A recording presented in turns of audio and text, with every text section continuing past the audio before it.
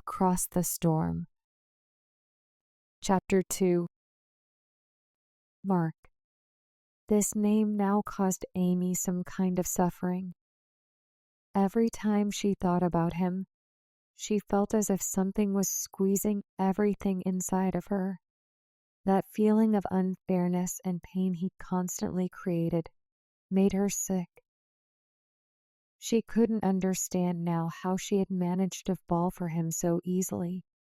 How naive and silly she was then to believe in fairy tales, to trust that man who seemed perfect, charming, supportive, always knowing the right thing to say.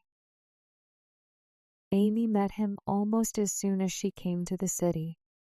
She had moved from her town after her school friend, Kate, convinced her to start a new life. Kate had left the town years ago with her family. She had always been a confident girl and seemed to know she was destined for more. Despite the distance, she stayed in touch with Amy, calling and even writing letters to her.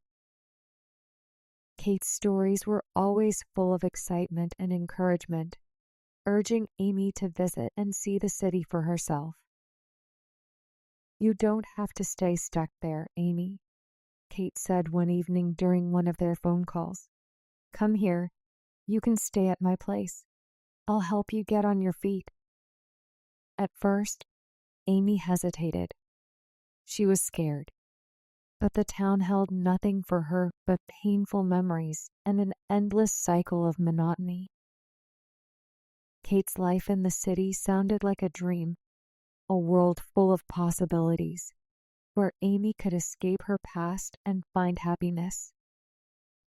It didn't take Amy long to finally agree and leave that small, suffocating town.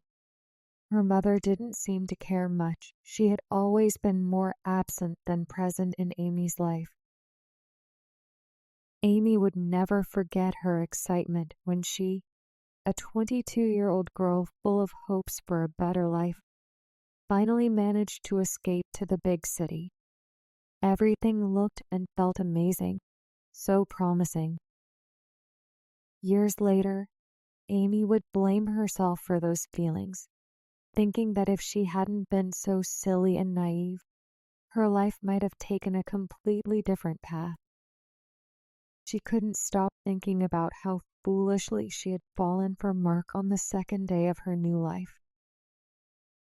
That day, Kate insisted on taking Amy out. Amy didn't want to go. Bars were not her scene, but Kate was persistent. And the city was so fascinating and alive in such a tempting way that Amy agreed. "It's Eclipse Amy," Kate said with wide eyes, as though the name alone should mean something. "It's not just any bar. It's the bar. You'll love it." When they walked through the doors, Amy instantly felt out of place. The bar was breathtaking, sleek, modern, and buzzing with people who seemed so glamorous. Amy clutched her bag tightly, hoping no one noticed how confused she was. In reality, Amy had no reason to feel she looked out of place. She was so beautiful that night.